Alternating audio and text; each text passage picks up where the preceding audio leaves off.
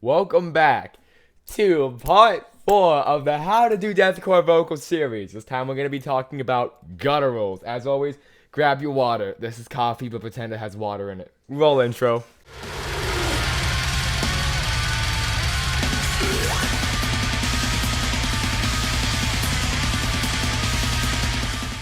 I have water. Okay, but seriously. We're on part 4. Let's go. Alright, so part 1 we covered basics. Part 2 we covered some more advanced techniques. Part 3 we covered lows. Honestly, this has been a great ride, and I see continuing the series further. Whatever you'd like to see me cover, especially false chord screaming related, put it down in the comments, and I'll sort through the ideas, and I might make a video out of it. Who knows? Because I need ideas to continue the series. So I want to know, what are you guys struggling with that maybe I can help with? I got this idea from Badger P in the Discord. If you want to join the Discord, link will be down in the description. You can talk about metal, Jim, and Jesus, basically whatever you want in there. We're going to be talking about gutturals, and the wonderful thing about gutturals is whether you're doing false chord or fry scream or hybrid, whatever you're doing, gutturals apply, and the shapes apply, and the techniques apply basically everywhere. And so I want to give you guys a bit of a teaser of what I'll be covering. And so to kind of go over a bit of what we'll be covering, it's like a teaser, let's come over here and I want to play two things. Firstly, let me move my webcam so you can see it better. Firstly, I want to play A Visceral Wretch by Whitechapel. I want you all to listen to this.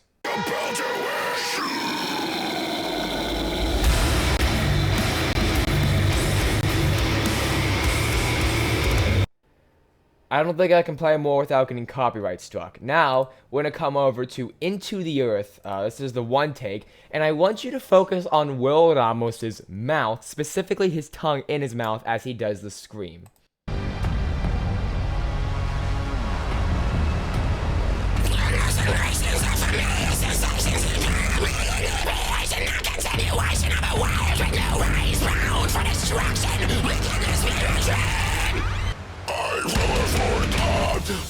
And I'm pretty sure that's all I can play without getting copyright struck. And now for a quick announcement from Micah Curran.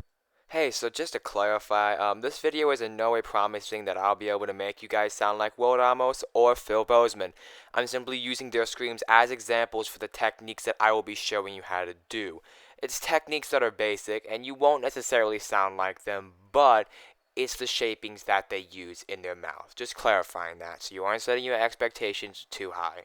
So, there are two main types of gutturals that I want to talk about.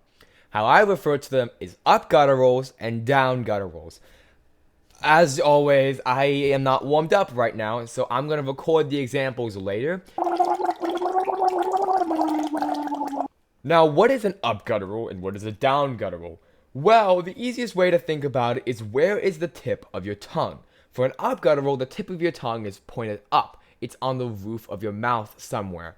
For a down guttural, it's on the bottom. If you focus on what Will Ramos is doing, you can see that his tongue is getting in the way of his mouth.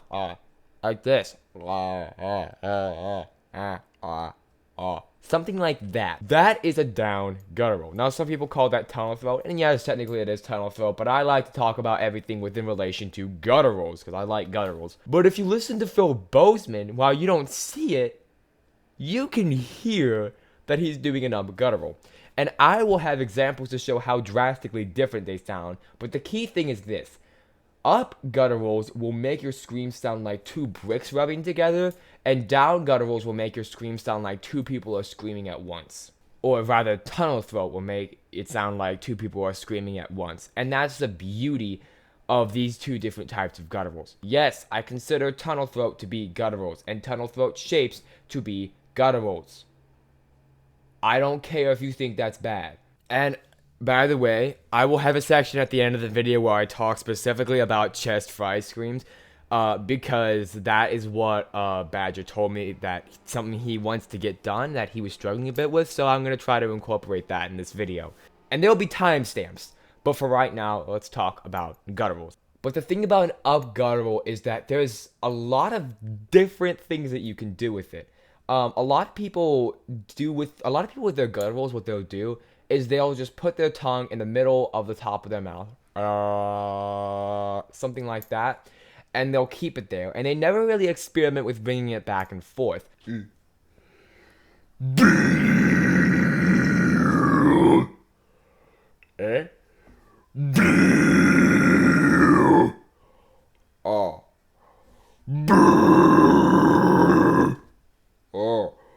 Now, in the low screams video, I believe I talked about this briefly, but you can get such drastically different sounds if you just move your tongue around.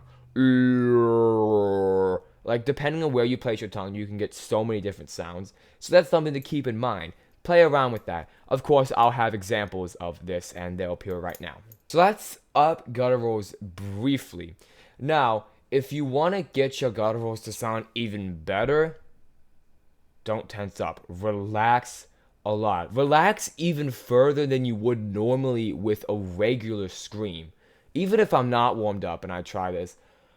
I'm not warmed up right now, but still, that very large amount of relaxation. Wow, the English language can be tough sometimes. That very large amount of relaxation helps me to get an even lower sound. Now, if you listen to heavier metal subgenres like deathcore, metalcore, death metal, you'll know that pronouncing things with gutturals is not exactly easy, and a lot of people don't do it. Pronouncing things with gutturals is really hard. Now, you can even just see this with trying to talk. If I try to talk with this mouth shape, it's really hard to articulate my words properly. That's because your tongue is used a large amount in articulation. Your tongue is used so much in word articulation that when you keep your tongue in a certain spot, it's hard to talk without it. And so you can really obscure what words you're even trying to say. So one of the pieces of advice I'd give with gutturals is that if you're trying to pronounce words, make it in like a slow part of a breakdown. So instead of like, reprieve, you can have reprieve, where it's a lot easier to understand what you're actually saying. But overall, stylistically, it's your choice. And there are people who will have entire verses where they just have a guttural shape. And sometimes you can understand them, sometimes you can't. And honestly, gutturals are one of your biggest friends when it comes to lower screams. But they're also one of your biggest friends when it comes to higher screams. Take the Lorna Shore Into the Earth pre-breakdown that I showed you. Well, Will Ramos is doing his down guttural scream with a high scream.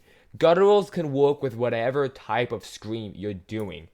Whether it's low, mid, high, false chord, fry, hybrid, whatever you're doing, you can find a guttural shape that works because that's just how cool they are. Not only are gutturals insanely cool sounding, but they are insanely practical because they work with legitimately everything. Now, one of the reasons why gutturals are so practical is because with your screams, the main thing you're using is just air. It's not like you're shaping your voice like this. You're shaping air. You're shaping air, not vibration.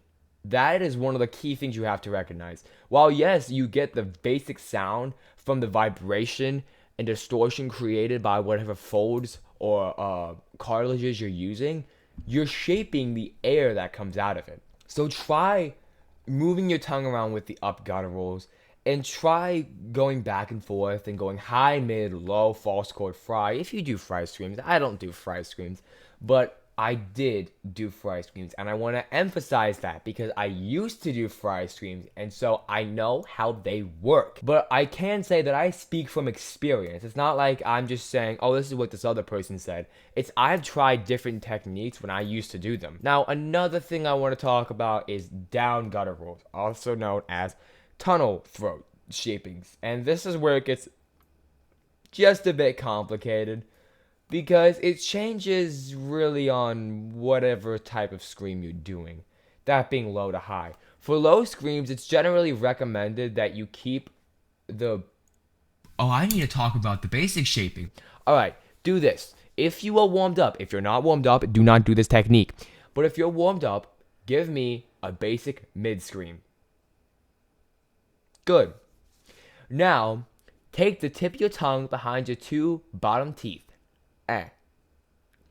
And push the middle of your tongue up. Like that. I typically curl my tongue a bit and wrap it around the edges of my mouth. Like that. But do your mid scream but with that shape. What you should hear is two different sounds.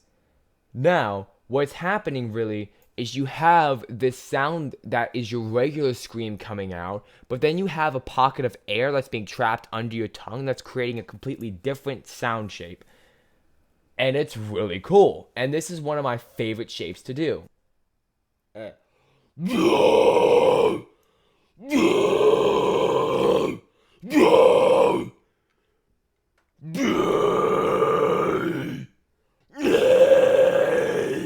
Now take that roll section and move it back in your mouth. That is a shape that you'll typically stick with when it comes to lower screams. So, mid, low, With lows, you want to move it a bit back because you still want that real scream piercing through. Now, you can do this shape for lows, and this shape for mids, But this is my general recommendation. The thing is your scream will change based on where you put that sort of curve in your tongue. So these are the basic tunnel throat shapes that I think are really Once again, nasty. this isn't something And that's that one of the my ways that showing you Road how to almost do gets these the shapes will screams help that you he do, does. because it Like, also Into the relies on, Hellfire.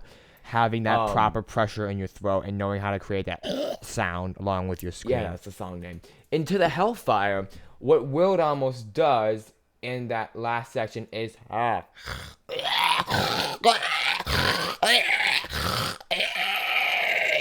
he uses that tunnel throat shape to get that sound, along with a bit of upper throat pressure.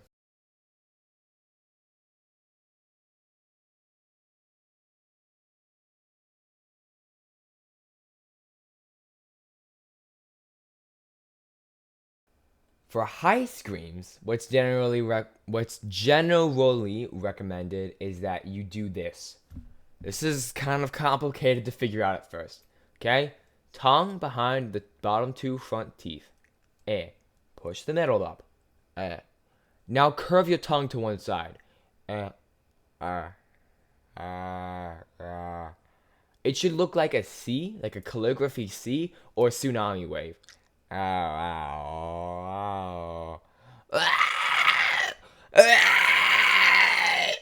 you get that sound. So you kind of want to move the tip of your tongue over on your teeth. And of course, you can do any of these shapes with different types of screams. Like you do a low scream with a high shape, although that's actually really difficult because a lot of the time you'll break your scream. Like, you can experiment with the different shapes of your screams, but this is what people have found to sound the best. I'm sharing what I have found to sound the best, what others have found to sound the best, and overall, just what the general recommendations for these shapes are. And of course, you can experiment them with different mouth shapes. You can go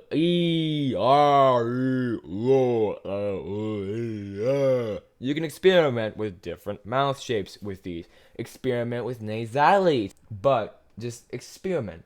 The wonderful thing about your voice is that you can experiment with your voice, and if it hurts, you stop immediately because you're safe and you're smart, and I know that, and you should be doing that already. Now, I want to talk about chest fry screams. Now, I don't do fry screams anymore, but I remember how to get a darn good chest fry scream. So, for a normal fry scream, you take a high note, in your head voice, add some nasality, then take back some of the support till you get that break. Then add that tension. For a chest fry, you want to do that, but with a lower note.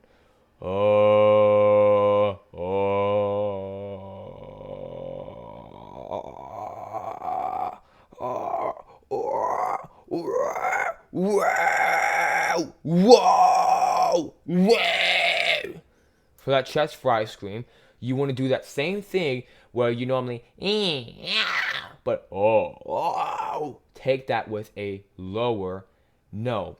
The thing that I can recommend the most is take this slow. No. Bring it back. Add the compression.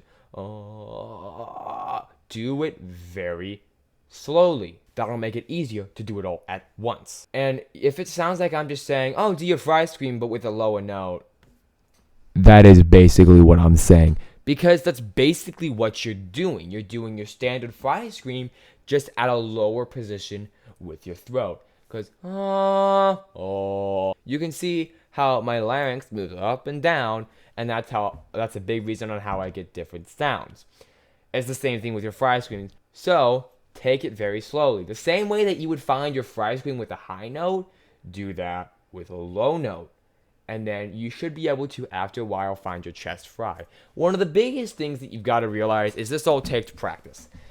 Like, I remember the first time I tried to learn the fry scream. In fact, it's one of the first videos I posted on this channel. One of the first shorts since I got back on this channel. It takes a long time, and you have to figure out exactly what you're doing. You have to let your body know this is what I'm doing now. You have to figure out how to make the different sounds, how to shape the different sounds. And the thing is you've got to let the time go by. You've got to be patient with it. You've got to be able to work with it. Emphasize your warm-ups, emphasize your warm-downs, emphasize good body health and good vocal health. You need to take care of yourself, and you need to take time with your screams. Patience is one of the biggest elements with anything vocal related. Play around with your gutturals too. Find the sweet spots of everything.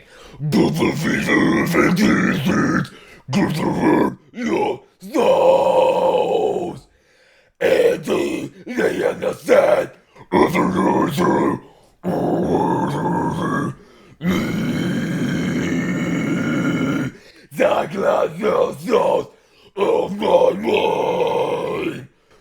Defeat the fever of the